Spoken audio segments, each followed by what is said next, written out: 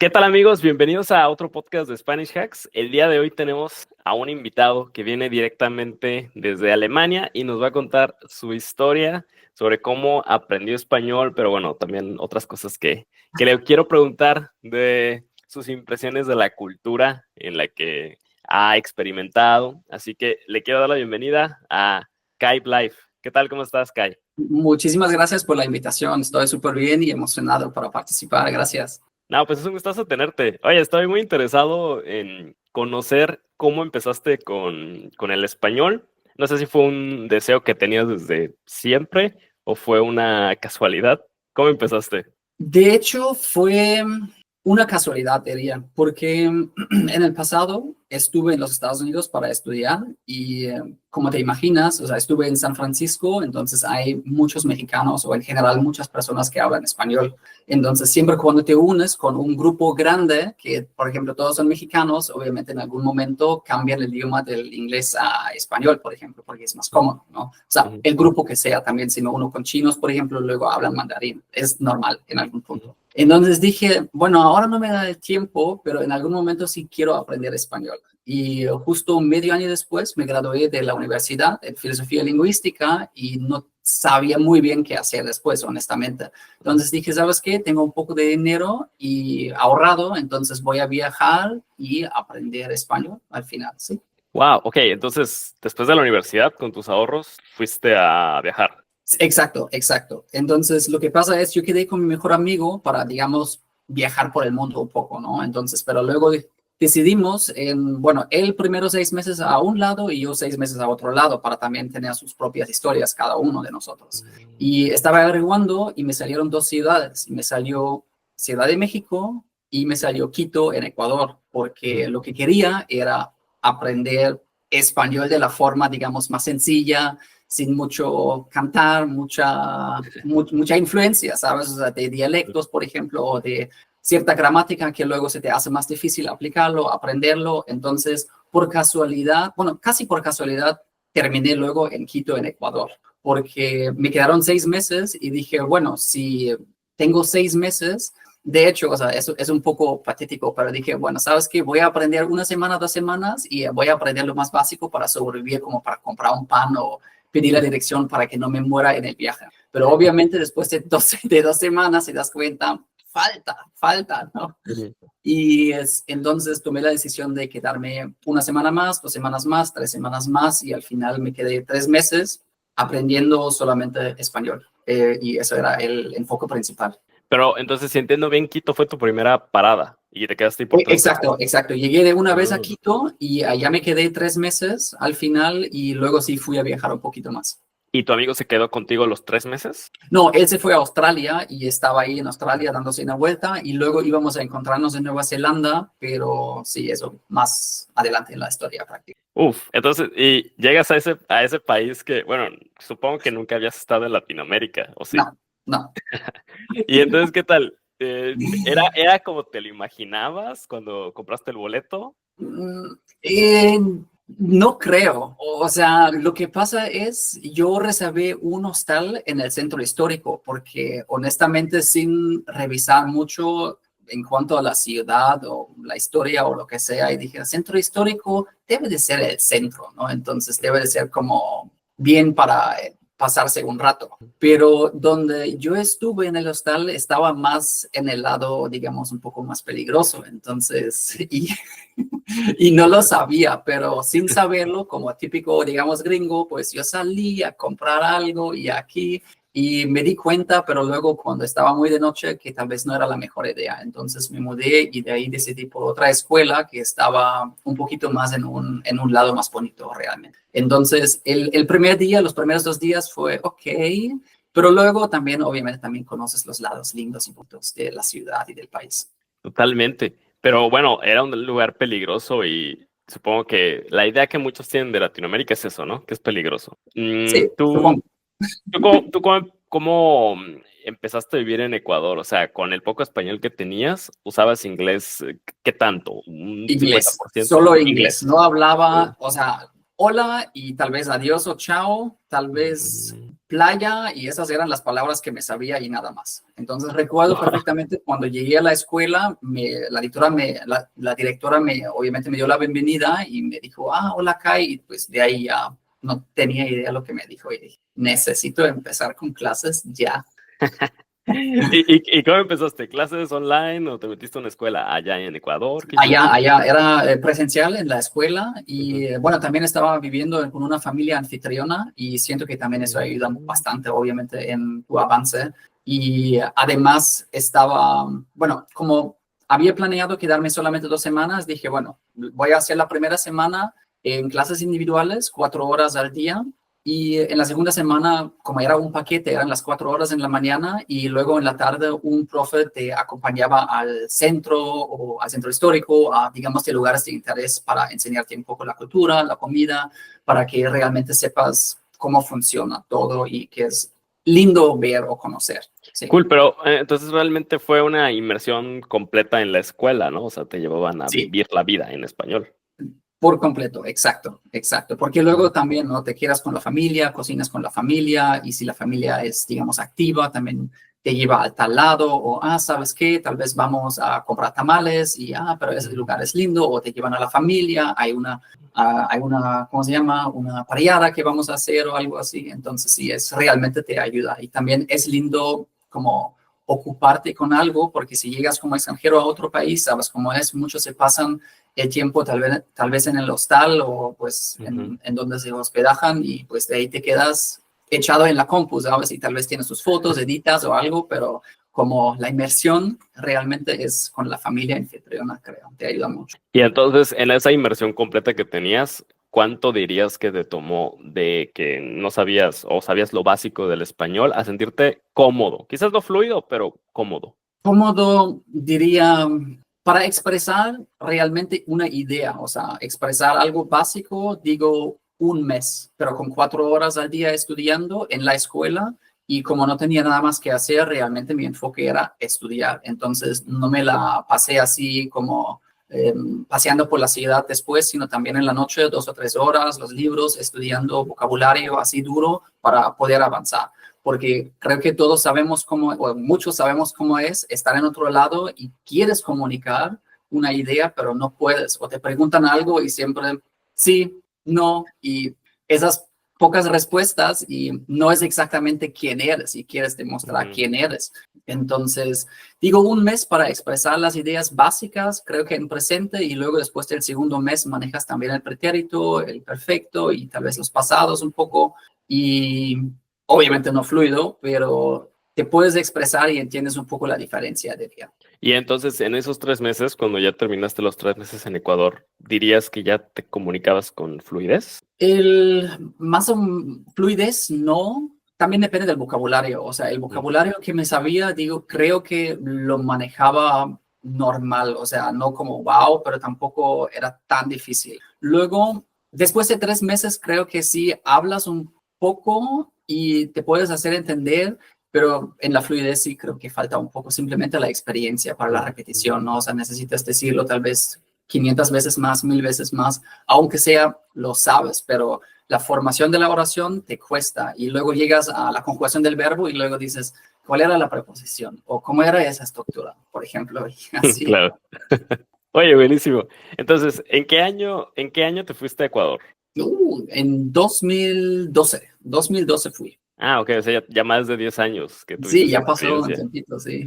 Ah, buenísimo. Y, o sea, han pasado ya un poco más de 10 años y tú pues ya te puedes comunicar claramente con fluidez, con confianza, o sea, todo eso, ¿no? Pero en ese trayecto, ¿qué más pasó? O sea, ¿tú volviste a Alemania y seguiste aprendiendo español? ¿O qué hiciste después? Sí, lo que pasó es, después de 3 meses, bueno, fui a viajar un poco y luego tomé la decisión de regresar, porque como había dicho, no tenía nada previsto realmente, como no sabía muy bien qué hacer, seguir en la universidad, trabajar y pues me gradué en filosofía, entonces no es como que me esperaba la gran carrera, ¿no? Entonces dije, tengo tengo tal vez unos meses más para orientarme un poco. Entonces, Ok. pero ahí no tomé clases, simplemente estaba trabajando en una escuela como coordinador de estudiantes, un poco y de esta forma podía practicar un poco mi español pues con la directora o la administración de la escuela un poco,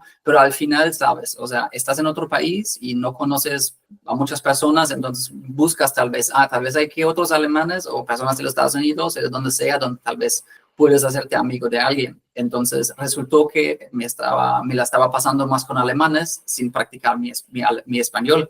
Entonces mi nivel se quedó un poco así sin cambiar. Luego, cuando cambié de trabajo, después de un año, estuve trabajando en venta. Y en este momento yo me encargaba, o sea, la compañía quería que yo me encargaba de digamos, de la educación de los otros vendedores. O sea, yo les enseñaba como la teoría, la psicología de cómo hacerlo, del producto y de la información. Entonces, en este momento sabía, ok, tengo que hacer algo con mi español para que no me vean de ahí como explicando de gringo sin saber nada de español, del idioma. Entonces, es cuando me puse a estudiar otra vez para aprender un poco más el vocabulario formal, como atrezar, ¿no?, ciertos asuntos de productos, algo más oficial en general. Sí, entonces de ahí pasó más o menos un año y luego dije, bueno, o sea, no sé muy bien dónde llego porque el trabajo no me gustó mucho y un amigo me dijo, ¿sabes qué? ¿Por qué no enseñas alemán? Y yo dije, pues combina más o menos con mis estudios, podría ser, pero no sé, no me siento muy cómodo. Entonces, después de un rato dije, ¿sabes qué? Lo voy a intentar. Y recuerdo muy bien porque no sabía cómo anunciarlo. Entonces, yo fui old school, imprimí unas hojas y pues las pegué en todos lados, fui a las universidades, dije, yo soy profesor de alemán, ¿quieres clases? Y sí, vinieron, o sea, después de unas 2 o 3 semanas ya tenía 2 o 3 estudiantes y de esta forma, obviamente, ves también español, o sea, el otro idioma de otro lado, porque intentas, o sea, necesitas traducir tal vez perfectamente una palabra o explicar un asunto en otro idioma, es lo que realmente me ayudó mucho digamos, en entenderlo mejor también gramáticamente. Y eso me ayudó mucho. Y así creo que me quedé más 2 años, perdón, así me quedé 2 años más enseñando alemán también, o sea, luego lancé una pequeña empresa de alemán, tenía como primero mi despacho, luego una escuela muy pequeña y estaba ofreciendo mi servicio en compañías que se encargaban de intercambios de chicos, 18, 16 años, para ir a la escuela o la universidad en Alemania. Entonces, así me la pasé en Quito, en Ecuador, y luego vi que me gusta, pero quiero sentirme más profesional en el servicio que estoy ofreciendo. Entonces, tomé la decisión de regresarme a Alemania y sacar 2 maestrías. Entonces, hice una maestría en traducción en alemán, español e inglés y una en gerencia y administración. Entonces, la idea era lanzar una compañía de intercambio igual para, ¿sabes? O sea, para ofrecer el servicio. Puedes ir a la universidad, puedes hacer en Alemania tal cosa de au pair o de nanny, por ejemplo, algo así, ¿no? Y a la vez, obviamente, darles o ofrecer los cursos de alemán. Y ya sabes cómo es. Llegas al país, pues lo haces y las cosas cambian y al final nunca regresé. Uf, pero entonces realmente, o sea, enseñar alemán fue lo que te ayudó a darle un salto en tu nivel de español grande. Totalmente, sí, totalmente, Wow. porque también empiezas a pasar más tiempo con personas que realmente hablan español, aunque sea solo el small talk, porque esas son las cosas luego cuando entiendes, no entiendes, pero la repetición, ¿no? O sea, es la única cosa de qué se trata, o sea, lo dices y lo dices bien, y eso varias veces, y eso se te pega, y al final, como tienes esa fluidez, y eso te da confianza tal vez en empezar a crear oraciones un poco más complejas. También te encuentras con estudiantes muy diferentes, porque tuve estudiantes al inicio que eran estudiantes en la escuela, otros eran médicos, otros eran profesores, entonces de esta forma también intentas asimilar un poco el vocabulario o la manera como hablan ellos. Entonces, si ellos... Recuerdo perfectamente que vino un profesor y dijo, estupendo, y dije, ¿qué significa eso? Entonces, ¿sabes? O sea, ves el vocabulario y dices, la próxima vez lo voy a usar porque él lo usó y me gustó la palabra. Entonces, también esa forma para copiar lo que dicen los demás. Sí, eso ayuda un montón para aprender vocabulario, ¿no? O sea, a veces aprendes una nueva palabra y la usas en tu siguiente conversación, pero Exacto. de una manera como, o sea, intencional. ¿no? Sí, sí, exacto. Yo estoy totalmente de acuerdo. Oye, y tú tienes algo que me llamó mucho la atención. Tú dices que tienes un método, ¿sí? Este método, ¿en qué consiste? O sea, ¿qué es lo que hace? Lo que hago principalmente, creo que es importante saber, es enfoco mucho en clases individuales desde hace 6 años. Entonces, cuando estuve en Ecuador, era el momento cuando yo trabajaba mucho en cursos y todos sabemos cómo es en cursos. Realmente tienes poco tiempo para enseñar lo que necesitan saber. Es porque es una cuestión pasar el examen y la otra cuestión es realmente entender y dominar el idioma. O sea, no digo que son dos mundos diferentes, pero es otra forma de estudiar. Entonces dije, no me gusta mucho. Entonces me enfocaba en las clases individuales. Y después de 2, 3 años solamente trabajando o casi exclusivamente trabajando con latinos, me doy cuenta cuáles son los problemas mayores que vienen del español hacia el alemán, obviamente. Entonces, de esta forma, yo estaba viendo cuáles son los problemas más graves. Y los problemas graves son entender los casos como acusativo, o sea, objeto directo, indirecto, que manejamos bastante en alemán, que es, digamos, la base de todo. Todos tienen problemas hasta los niveles de C1, los géneros para diferenciar, porque cuando ves una palabra no puedes saber si la palabra es masculina, femenina o neutra, simplemente es lo sabes o no lo sabes. Y sí, pues, y la estructura, más que nada la sintax, cómo organizas la oración, les causa, o sea, les complica mucho porque muchos dicen que hablamos como Yoda, porque ponemos a veces el verbo conjugado al último, entonces es muy chistoso para ellos y es como se les olvida. Entonces estuve trabajando como para amarrar digamos, un curso, un sistema donde puedo cubrir, sobre todo para los niveles B1, B2 o C1, digamos, hacerles entender qué les hace falta, porque muchos no lo saben. Porque dicen, ¿sabes qué? Yo hice los cursos A1, A2, todo eso, lo pasé. ¿Cuál es el problema? No entiendo por qué no puedo hablar. Y por eso, de hecho, es el eslogan del programa, es, tengo un B1, B2, pero no me siento así, porque en algún momento dije, todos me dicen esta frase, no puede ser, entonces tengo que hacer algo con eso. Entonces dije, bueno, si los problemas se encuentran aquí, aquí, aquí, ¿cuál es exactamente la gramática que se necesita? Y luego estaba buscando, digamos, gramática clave desde lo básico, de preposiciones, de casos, cómo se forma oraciones más complejas en base de algo simple que realmente pueden dominar o ya dominan para hacerles entender que, mira, no necesitas empezar desde cero, pero sí necesitas algunas cosas de A1 a 2 y luego estas cosas, y si entiendes esas tres cosas, realmente puedes cerrar lo que te está faltando para avanzar y poder expresarte mejor. Ya, o sea, realmente tú como que logras identificar cuáles son las cosas que en cada nivel se necesitan para expresar lo necesario de ese nivel. Sí, no solo lo necesario, sino, digamos, obviamente todo es un conjunto, ¿no? O sea, el problema es que muchos no ven digamos, el big picture en alemán, porque si haces cursos y tienes poco tiempo, el curso va así, y obviamente pasas el A1 con el 65%. Y es lindo pasar, pero si te falta el 35% en todos los niveles, vas a tener un problema grave luego en los niveles B2, C1, porque no entiendes lo que está pasando. Entonces, estaba viendo más qué les hace falta. O sea, no es necesariamente clave para el nivel, sino para los que hablan español, lo que no entienden. Entonces, eso estoy como uniendo un poco, cosas que dirías tal vez, pero ¿por qué debería aprender eso? Por ejemplo, mezclo preposiciones, los casos y luego, bueno, acusativo, orativo más que nada, y luego voy ya a los relativos y oraciones con infinitivo. O sea, dices, eso es una mezcla muy rara, y porque claro, es un poco de los niveles, pero no veo cómo está interconectado.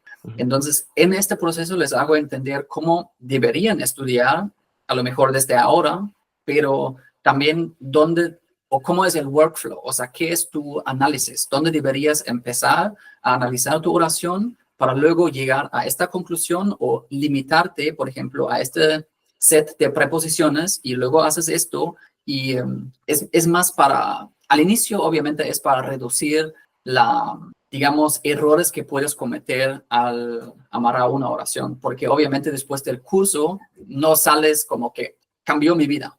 pero todos me han realmente dicho, aprendí mucho de otra forma como lo había visto antes, porque no es un curso que dices, nada, me lleva de A1 a A2 y pues van por el libro, ya, mira, eso y ya, chao. No, es más realmente trabajando en lo que les hace falta a los latinos que quieren aprender, bueno, no los latinos, pero los que hablan español, a aprender o mejorar un poco su nivel de alemán. Wow, ok, ok.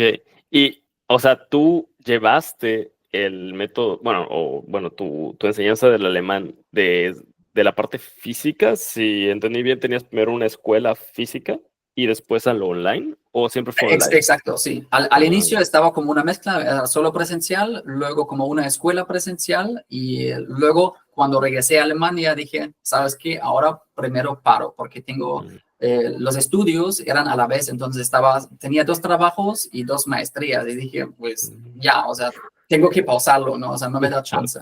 Pero después de un año dije, me hace falta porque realmente me gusta hacerlo y me gusta mucho el feedback, porque si puedes realmente ayudar a alguien, se siente mejor que hacer como cualquier trabajo en un seguro, como, ¿sabes? Donde es como, es que no tiene alma. Entonces, entonces estaba teniendo como 1 o 2 estudiantes, solamente para también mantenerlo un poco. Sí, y de esta forma empecé a aprender un poco más cómo llevarlo a nivel, digamos, online al 100%. Y luego bueno, tal vez, bueno, no lo había dicho, pero después de los estudios había trabajado como consultant, como advisor de negocios para Learning Management. Entonces, odié ese trabajo, honestamente, y a la vez estaba pensando, no, o sea, así no pudo existir. Lo que cuando estuvo la última vez realmente feliz en cuanto al trabajo, y dije, ¿dónde estaba enseñando alemán? Entonces dije, bueno, y justo llegó COVID, entonces dije, ese es el momento. Entonces estaba al 100% otra vez enseñando alemán en esta época de COVID y pues, el horario se llenó, creo que en 3 o 4 semanas estaba ya repleto y dije, pues ya, chao, otro trabajo. No manches, es súper interesante cómo el COVID como marcó el antes y el después de muchas personas, ¿no? Sí, Qué sí, chido. totalmente, Oye, totalmente. y entonces empiezas online, pero de inmediato dices, ¿hay que darle a redes sociales o eso fue después? Como cuando empezó COVID, creo que era más o menos la época de TikTok, ¿no? Como salió TikTok y todo el mundo, y era como todavía un poco de jóvenes y no sé si me quiero meter ahí o no. Y una vez dije, pues, ¿para qué no? Pues simplemente voy a hacer un video y pues de mala calidad y pues nada bien preparado. Y luego vi, wow, o sea, durante 48 horas, 10,000 personas lo estaban viendo y dije, ¿de dónde vienen esas personas? Y de esta forma estaba viendo, o sea, me hice varias cuentas. Una vez estaba explicando alemán solo en alemán, una vez estaba explicando en inglés y otra explicando en español. Y donde me iba mejor era en español y dije, ok, ahí está el nicho y de todos modos es lo que más me gusta. Entonces seguía y sí, creo que en un año tuvo como 25,000 seguidores y para mí, que no era una persona muy de redes sociales y esas cosas, dije, ok, eso es lindo, me puede ayudar también en conseguir clientes porque al final también lo tienes que tener, obvio, ¿no? Pero a la vez me registré en varias páginas, ¿no? Y en esas páginas también pude como tener más tráfico como hacia mi perfil y de esta forma estaba un poco equilibrado de la página de allá, donde tenía que pagar comisiones, obviamente, y de mis propios clientes que venían de las redes sociales. ¿Y ahora qué disfrutas más? O sea, ¿crear contenido o la enseñanza del alemán? Lo chistoso es, me gustan las 2 cosas, claro que sí, pero lo que pasa es, antes también me había gustado mucho tomar fotos y ahora estoy yendo un poco más hacia cinematografía porque, ¿sabes cómo es? Haces 3 años, 4 años videos y en algún momento, es viernes, me pongo al frente de la cámara y explico algo y en algún momento te aburres simplemente de la rutina. Y obviamente quieres hacer algo diferente, algo innovador, o sea, quieres cambiar tus videos. Y creo que las redes sociales también dan chance y la gente también aprecia como si quieres hacer algo diferente. Entonces, estaba probando un poco y últimamente me salen otras cosas, pero sí, en mi tiempo libre más que nada, también salgo ahora más con la cámara para como hacer películas cortas, pero Eso sí, no puedo como mezclar muy bien con los videos típicos de enseñanza todavía. Cool, cool. Pero puedo verlo porque, o sea, tienes un setup así de youtuber completamente. Sí, es que YouTube salió más o menos nuevo. Yo cometí todos los errores que te puedes imaginar al abrir mi cuenta en YouTube. Porque hace 4 años dije, seguramente al algoritmo le va a gustar si hago un post diario de un video largo. Entonces yo grabé, creo que 80 videos durante un año. Uf, qué trabajo. Y luego dije, subo un video, subo un video, subo un video. Pero era hacerlo de otra forma, porque realmente no pude aprender de errores y ver las estadísticas, simplemente todo salió mal. Entonces, obviamente, eso te desmotiva. Dices, ok, YouTube no me funciona, entonces lo dejé y recién este año retomé a grabar algunos videos, también un poco de otra forma, para cubrir otros temas un poco, porque en redes sociales, claro, es un poco de gramática, choques culturales, algo para reírse un poco, pero YouTube es un poco más serio y solo hablo en alemán. Entonces eso también es una diferencia para cubrir un poco para todos. Y también trabajo un poco bueno, no quiero decir con inteligencia artificial, pero sí uso programas para crear fotos, para luego, digamos, contar una historia en el estilo Disney o algo así, para que sea simplemente algo diferente. Ok, de acuerdo. O sea, ya te has profesionalizado en la parte de la creación del contenido, ¿no? O sea, es el proceso normal, digamos. Sí, yo creo que es parte del camino, honestamente. Ujú. Es parte del camino, sí. Oye, y cuéntame un poquito más de tu vida ahora, porque no sé si entendí bien, pero ¿estás en México? Estoy en España. Ah, en España. Estoy en España, estoy en Ah, España. Estamos, bueno, mi novia y yo estamos aquí como a 20 kilómetros de Madrid porque ella va a la universidad aquí. Entonces, al inicio estuvimos pensando tal vez Alemania para la universidad o pues otros países, pero resultó que aquí la universidad era muy buena y quería ir a esta. Entonces dije, bueno, España para mí está bien, el clima es mejor que en Alemania, me gusta, entonces, ¿por qué no? Sí. Entonces, por el momento, oye, España, seguramente unos 2, 3 años más y luego probablemente México. oye, qué cool, qué cool. Pero ¿conoces México ya? O... Sí, sí, hemos viajado varias veces y normalmente, ya sabes, Navidad se festeja, por ejemplo, con la familia, entonces en México. Ajá. Y claro, en varios otros asuntos también se intenta ir lo más seguido que se puede, pero claro que sí, por un lado, pues el viaje también cuesta y también quiero ir a mi familia, a mis amigos a veces en Alemania, entonces estamos viendo cómo es, ¿no? En una pareja internacional viviendo en otro país para cubrir y satisfacer a los dos lados. Cool, oye, y con tu sinceridad alemana, o sea, ¿cuál es la diferencia entre México y España? O sea, de los mexicanos y los españoles. ¿Te refieres al idioma? No, culturalmente. Ah, culturalmente. Uf, Ujú. es que ahora sí.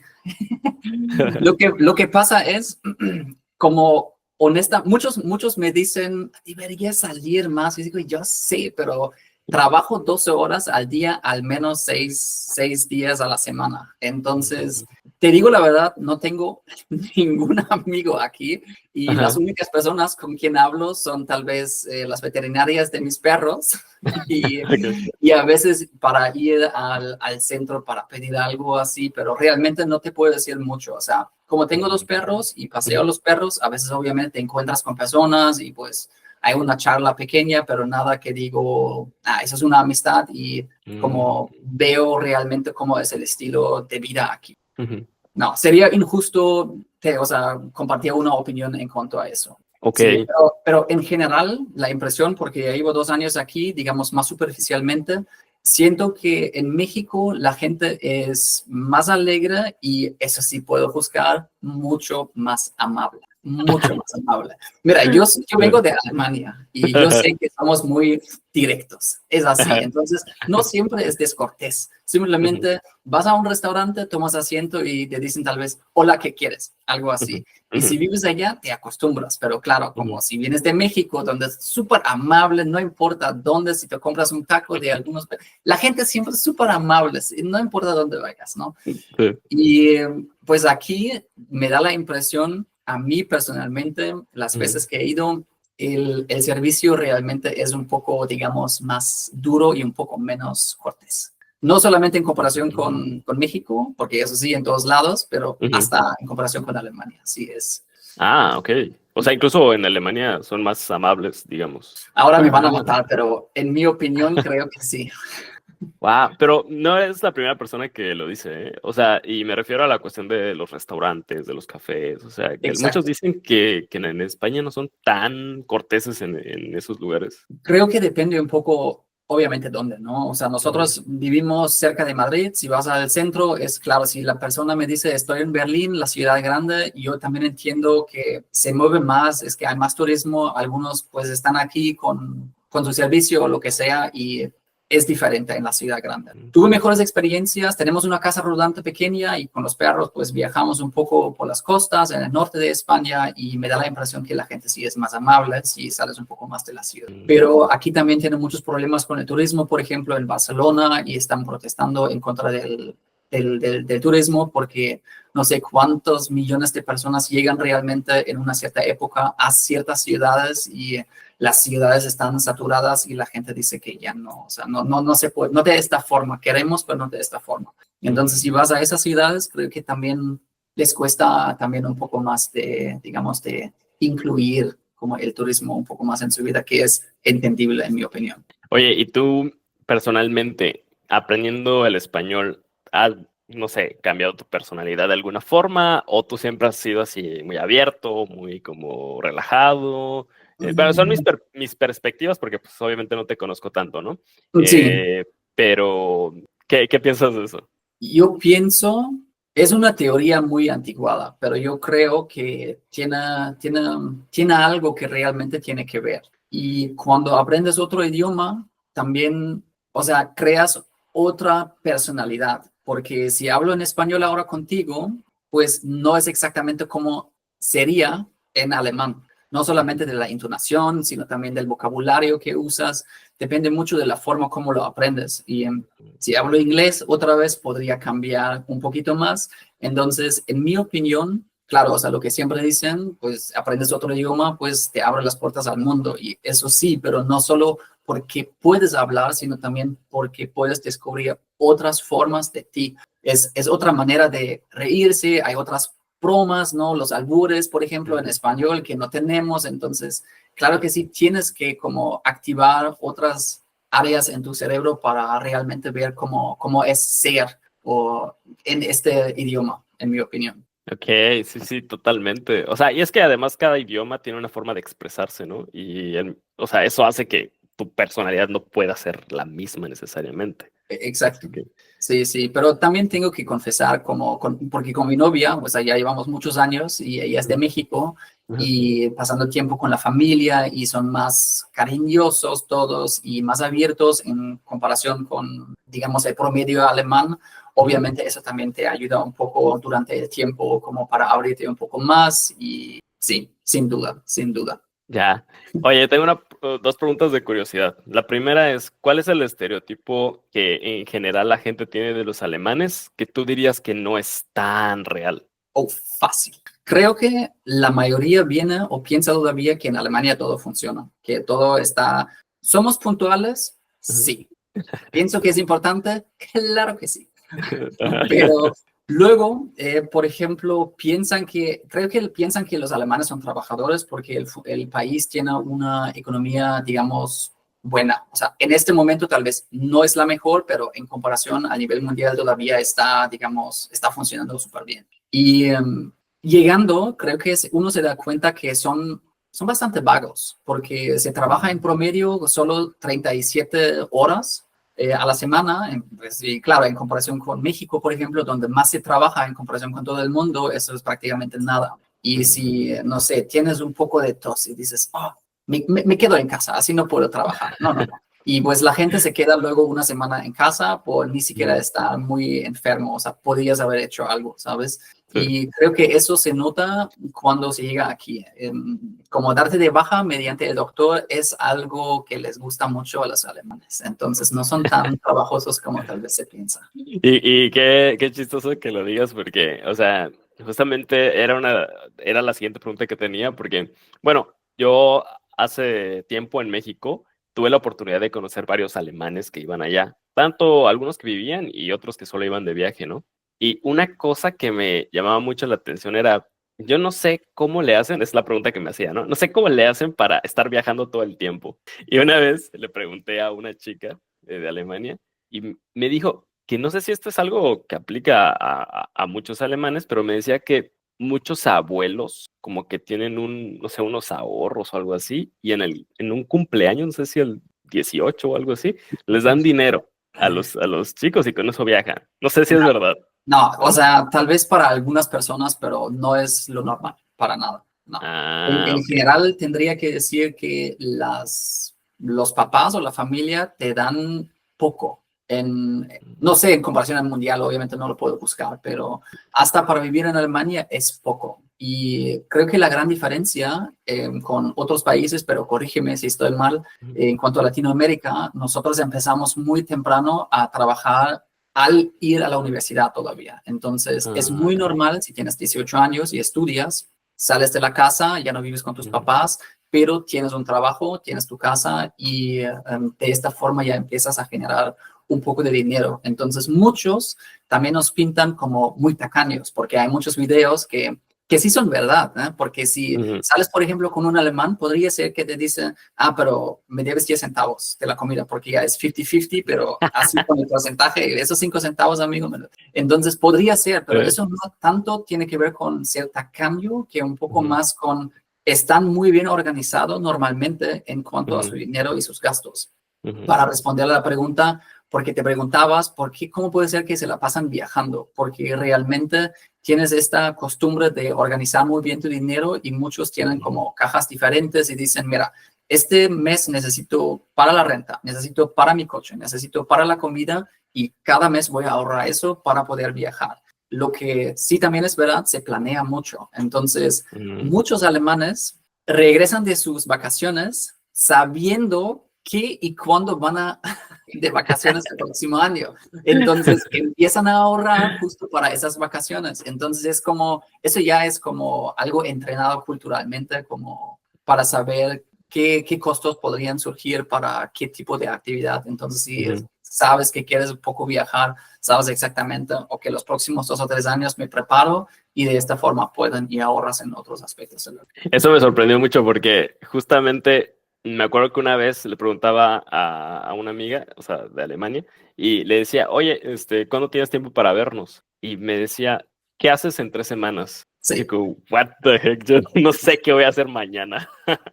Y entonces, pero ella lo tenía bien organizado, de verdad, 2 semanas a full, no tenían exacto, ningún... exacto. Y se acostumbra, ¿eh? Se Ujú, acostumbra, porque yo recuerdo que, o sea, es totalmente verdad. Y yo soy también así, porque nos gusta mucho la rutina y de ahí sí entra un poco ser eficaz en ciertos aspectos de la vida. Tal vez no el trabajo, porque es algo obligatorio para la mayoría, ujú, pero luego tienen como su rutina de, este día me quiero encontrar con mis amigos, este día voy a hacer yoga o voy al gimnasio, por ejemplo. Entonces, esta rutina no les gusta romperla. ujú. Entonces, ahí ven como un huequito para ti, pero también el hueco también es como de esta hora a esta hora. Tal vez no te lo dicen, pero seguramente saben, este encuentro tal vez se demora 2 o 3 horas y de ahí ya puedo planear tal cosa después. Sí, seguro. Oye, y la última pregunta que te quería hacer es, ¿qué crees que los latinoamericanos podríamos aprender de ustedes, de los alemanes?